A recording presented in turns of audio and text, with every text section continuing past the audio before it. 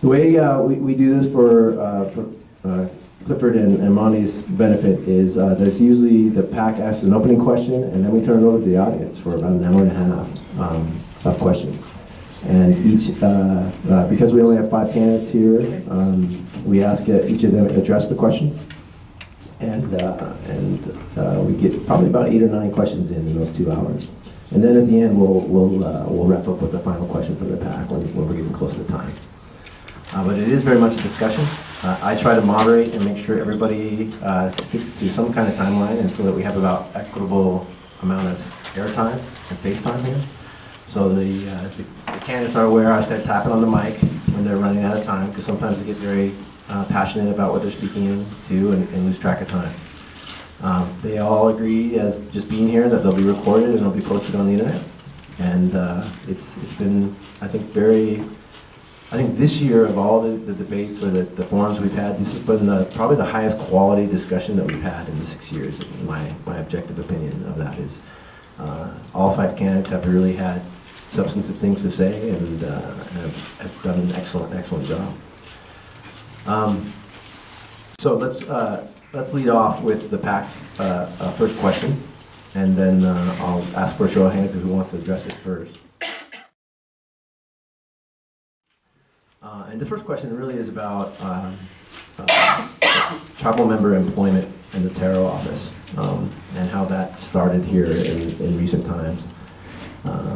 Being out at the time, visiting Grand Ronde quite a bit during the decision to start a Tarot office, to build a building for the human resources, it all happened very quickly.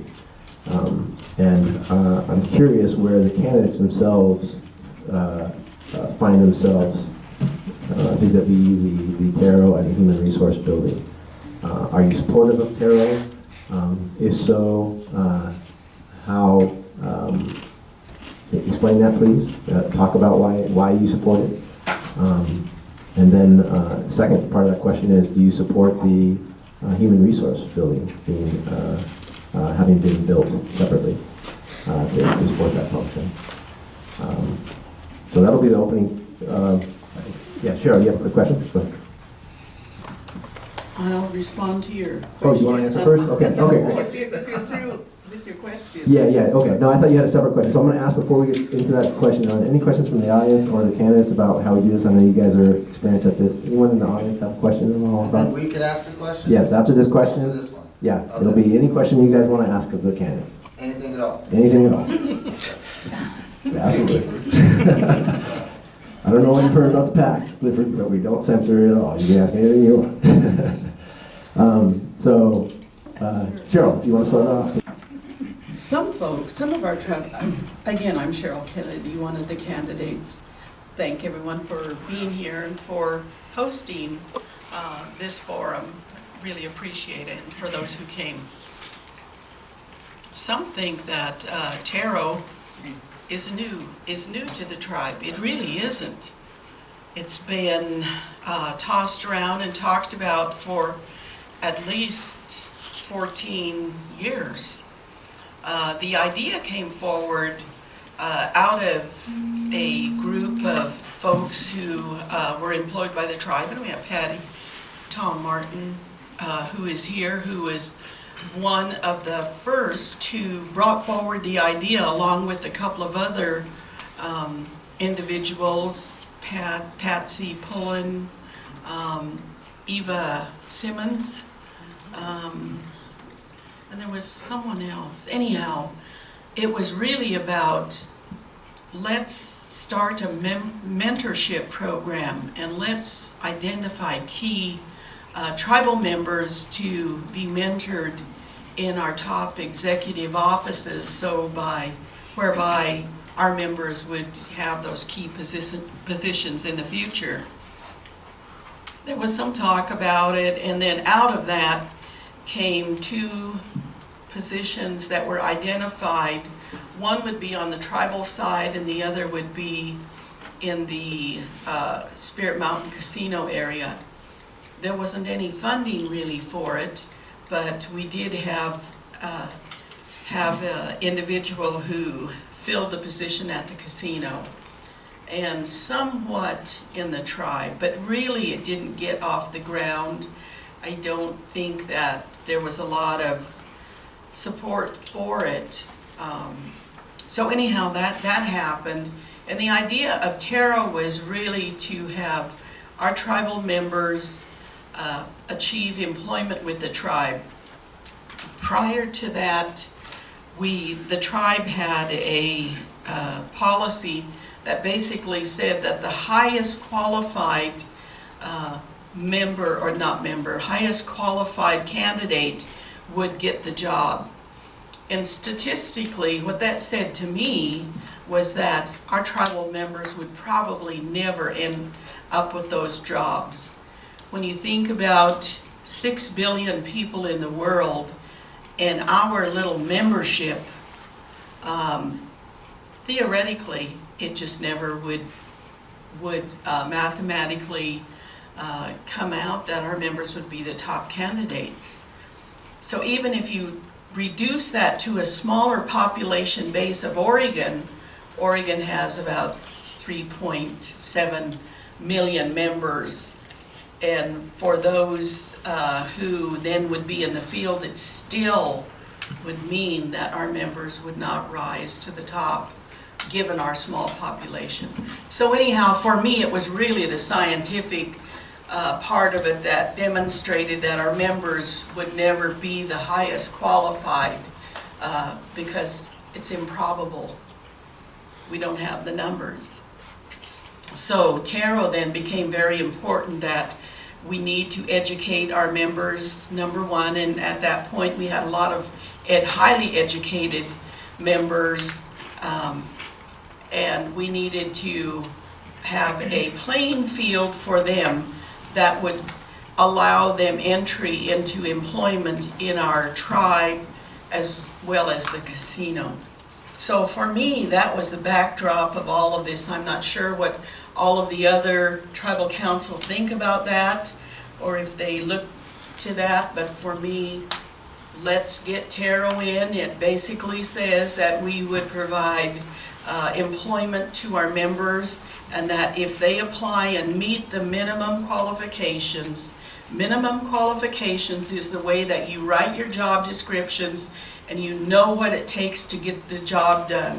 So if you were, for example, if you wanted to hire a stewardess, you wouldn't have to be a pilot to do that. And that's the way I believe that our former system was. So for me, Taro was getting the foot in the door for the tribal member to demonstrate that they had the skills and the abilities to do the job, and that you were not looking at reasons to eliminate them. So that's Taro, and I'll just say one sentence about the facility. I do believe that there were present existing spaces for our HR. Had there been a more careful look at all of the spaces that we had without building a facility at this time. Okay, thank you, Sharon. You're welcome. Who wants to go next? Kathy, I think you had your hand up, didn't you? The question was, do I support Taro in Yeah. the new HR building? Yeah, correct, and describe your support of Taro. Why? And again, my name is Kathleen Tom, and thank you all for being here today. Eugene holds a very special spot in my heart, and along with all the other but Eugene is, I'm really glad to be here today. So Taro was a dream, I think. It started out as a dream, and we had tried to put it in place for a very long time. And of course, everyone knows that how it works. You have to have at least five people supporting that. And then you have to have managers that to move that forward, that put it together, bring the information to us, let us see what it's going to cost, what it looks like, and how it can pay for itself. And it is self-sustaining.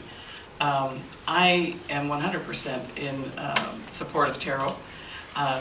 Taro is, however, I'm having a problem with our Taro program right now.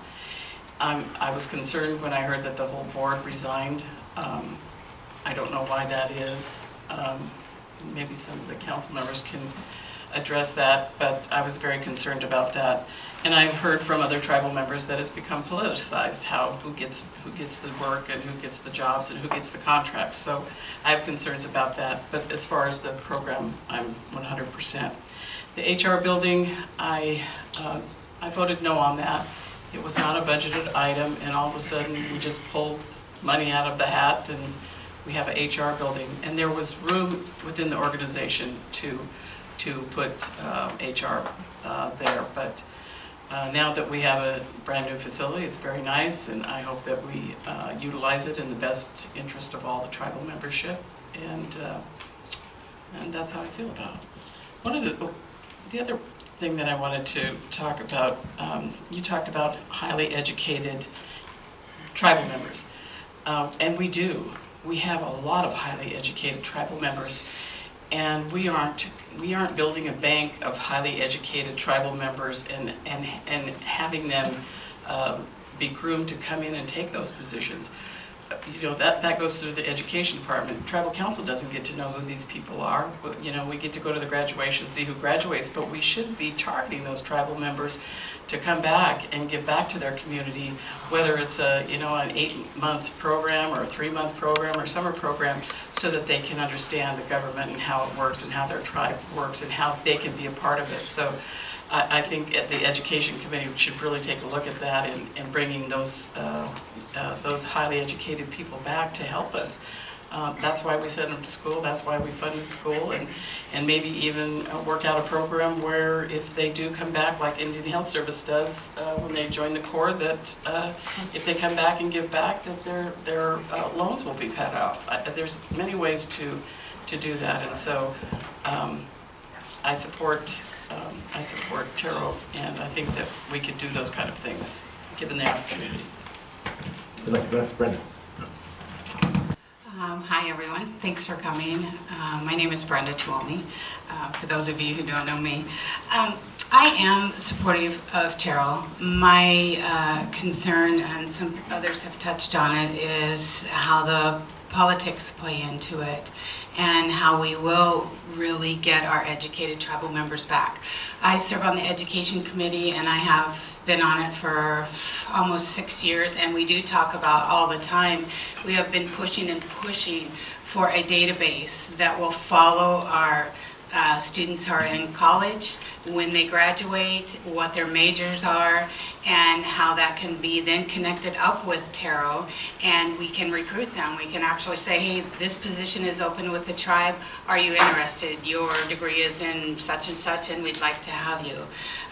So I really do support Taro. I just am not sure that we've thought through everything and how we will get it done, what we hope to get done. Also on the education committee, we have, I've been pushing for 2 years now for a mentorship program, and I think that the education committee, the education department can work with Taro, and we can get this going, and we can start mentoring them before they even go to college, and we can, you know, get them thinking about what they want to do and how they want to do it. Cheryl had said it's improbable that we would go to the top, but it isn't impossible. And like Kathy said, we do have highly, highly qualified tribal members, and I do want them. I do want to see them in our top positions. As far as the building goes, I'm not sure I can see anything different than the others have said. I think we already had the space. I wish that we would have done some more research on that and not move so fast on the building. Thank you. John, you want to go next, right? John? Lahayim, John George Nakanim. It's wonderful to be here. Thank you, Brenda, for the space here today, also for the PAC. So too, thank you for this invitation. And very supportive of Eugene people also, and yes, for Chris's sake too, go Ducks. But the Taro program, I think, is something that is not new to our tribe. actually, I think I'm glad Patty is here too, because working under Patty, years ago, we were actually looking at beginning actually an employment program, presented it, did years of research and data on the information we needed to look at how we would hire our members, and that we presented it, and then it got turned down from that. So it was like an employment office is what we were looking at, and looking at it as in actually like a one-stop, so kind of like what we've created today. So thank goodness it's come this far. And so the important part, I think, what Taro does is it enhances our tribal hiring preference. That, I think, is probably the one key, I think, that brings forth employment for our membership. Other areas, well, we might be looking at, things that was a concern for the commission too, kind of wondering why they resigned, and so that, I think, may have been a little more premature on setting up, a Taro ordinance. So looking at it, almost kind of, for me, in a sense, I was putting the cart before the horse. Since before everything was looked at, what would be the basis of that, the duties, and so that. But in itself, I think the Taro program is a great idea, and I think the past people that wanted Taro here, and I really commend Patsy Poland also, with that was really striving for that, and I think this is something that she was very passionate about. And so from that, I think we look at that, a lot of basically now to highway construction jobs, which is bringing fees, a fee income to the tribe for having Taro, with those agreements. So in that sense, I think Taro is a great opportunity for this tribe and a revenue thing. The supporting the HR building, I think, yeah, there was one needed. I think with the rest of it, it could have went somewhere else too under that, but the money being pulled forward, needed it. Now we're putting something, we have created that one stop, stop for employment, casino and tribal employment. I think it creates a system, I think, for the people to come through the door and be recognized, about filling out application, looking at their qualifications right away, getting them the directions, actually, in a sense, too, creating a database of our educated members out there, people who are applying for those. And so I think it will be a win for this tribe to do that, to have one place that somebody can go and apply and get, the employment process started. Thank you. Taro is actually pretty close to my heart. Years ago, and I don't want to date myself or age myself, but I was a very close friend of Conrad Edwards. And Conrad Edwards was the past co-founder and president of the Council for Tribal Employment Rights and the predecessor to Taro. So back during that time, we actually had a lot of roundtables and sat and I talked about employment rights and Buy Indian First, and we had a lot of discussions. So I do support Taro, and I have for years. However, in saying that, I think it's been touched upon about how political entities are stepping in, and I know it's true. I don't want to name any names, but an example is an individual who received their master's degree and graduated 1A from being valedictorian, a highly qualified employee or tribal member, and has applied for many positions at the tribe. And a position came open, and applied, another tribal member applied. The other tribal member had a GED and got that job. No experience, nothing different. 2 tribal members, one with a master's, one with a GED. That's very disturbing. And that's one of the things that I'm going to be fighting for, and that is the equality. Doesn't matter what your last name is. It's by your qualifications. That's the way it should be done, and that's what Taro's about. As far as the human resources building, I was very concerned about that. Not only that the money wasn't budgeted for, but I personally believe that the casino and the governance are 2 separate entities and should remain separate. There is an anatomity there that should not be crossed. And there's legal reasons why, and I really do believe that that should have remained separate. We had spent a lot of money developing the section over at the casino for their HR department. I don't think we needed it. I mean, that was a waste of money.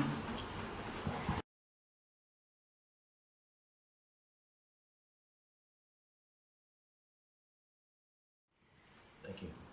Before I turn it over to the audience, Kathy brought up news to me that I wasn't aware of, but I don't know if anyone else in the audience was aware that the Taro board had resigned. Is that true? Can anybody speak to that and maybe provide some information? I don't want to put John and Cheryl on the spot, so Chris, do you want to provide some information? I think it was 3 of the commissioners resigned, not the entire board. Okay, so 3 commissioners resigned. Did they give any statement as to why? Just their statement, paraphrase. Who stayed? Talk louder. I'm trying to remember who resigned. I think it was, I mean, we can tell who resigned, right? I mean, Yeah. it was, I think Eric Thorsgaard, Shelley. Shelley Hansen, did Brian Langley? Well, I think he had to, because Okay, yeah. that's the interim. So there are 3 that resigned. Did they give, I guess, just a general reason why? Is there a statement why? I mean, I'd have to go back on the emails. There was a dialogue between one of them and a council member, but I'm not free to share that. Okay, I wasn't entirely clear myself, to be honest. okay. Well, that was news to me, so I thought I'd just ask them. So it sounds like 3 of the commissioners resigned for various reasons that we're not able to discuss. Part of the big problem we have with the PAC is the lack of transparency, and this is it. And it must have been an executive session or something that this was discussed, and Chris is not able to discuss it. Well, no, it was by email. They emailed us and resigned. Okay. All right. Is that email confidential? According to our public records ordinance, emails are confidential. So, okay, it's a shame. Again, this is a challenge, and what we at the PAC want to change is this stuff should be discussed as a drive openly. So we'll turn it over to the audience for questions, and I'd encourage folks from Eugene. Monty, please. And I ask you to just go ahead and state it, and I may just paraphrase slightly to try to make it apply to all 5, but Yeah. you have the floor.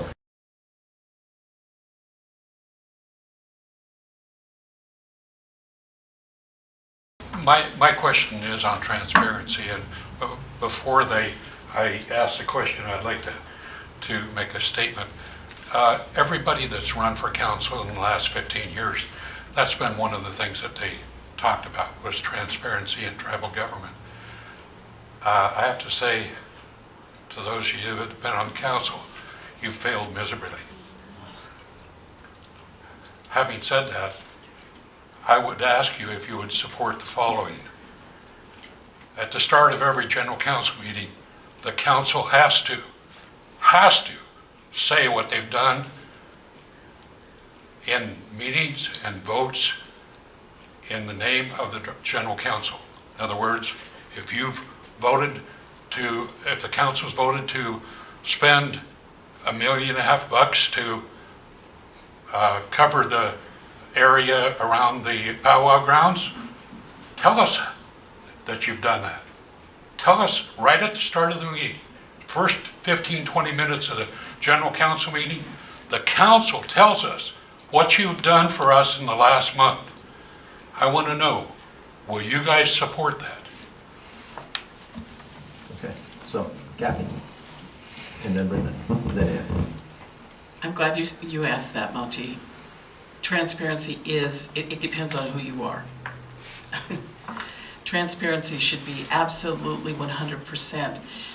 The membership needs to have faith in us, and they need to bring that back, that we are the leaders and we have nothing to hide. We have nothing to hide. I believe that every meeting should be recorded. I believe that every executive session should be recorded. I believe that our day-to-day operations and our schedule should be posted, and I believe that they should be recorded in regards to live. You guys can, it shouldn't be, there should be no cloak of secrecy all the time. Transparency is, even in every federal government or state government or county government, their meetings are recorded. Tribal council, or some of the council members can't have these little secret meetings of the 5 or the majority, or they're penalized. It's an ethical thing. So I totally agree with that. And some of the things that you hear back in those executive sessions, it's you could be liable if you go out and talk about it, or that you go out and say something to someone. So I understand what you're saying. I think that there should be that faith back to us, that we're not hiding anything, that we're not doing anything wrong, that you should have open communication and everything should be right out in the open. When we all of a sudden pull $4 million out of the hat to build an HR building, you should all be able to know about that right at the time it happens. So I totally support that. It should be done. Yeah. Brenda? So your question was, would we support at the beginning of every general council meeting spending 15 or 20 minutes telling what we've done? I support that completely. I've actually been thinking on a way of how to develop the quickest, clearest, easy reading form I can. So if I were to be on tribal council, I would be happy to release my schedule.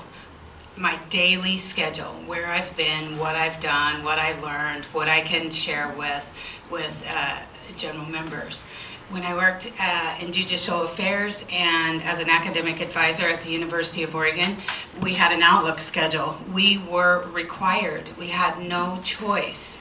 We were required to schedule, to put on that calendar every appointment, every time we were out of the office, if we were at a conference, if we were on vacation, whatever.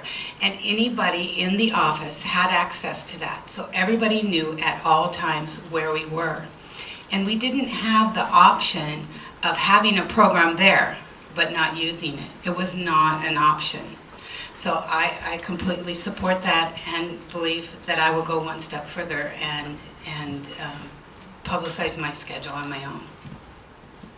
Let's go down to Ann, and then we'll go to Cheryl. And I absolutely would support that as well. I just feel like there are a lot of tribal members who feel like they don't trust our tribal council. And it's caused not only problems between the council and the general membership, but also the memberships themselves. And I believe that's because there isn't transparency. And if you have nothing to hide, there should be no reason why the membership shouldn't have that information. I think open and honest communication with the membership is going to help bring healing to our tribe. And I think our tribe is sick, and we need healing. yeah, sure.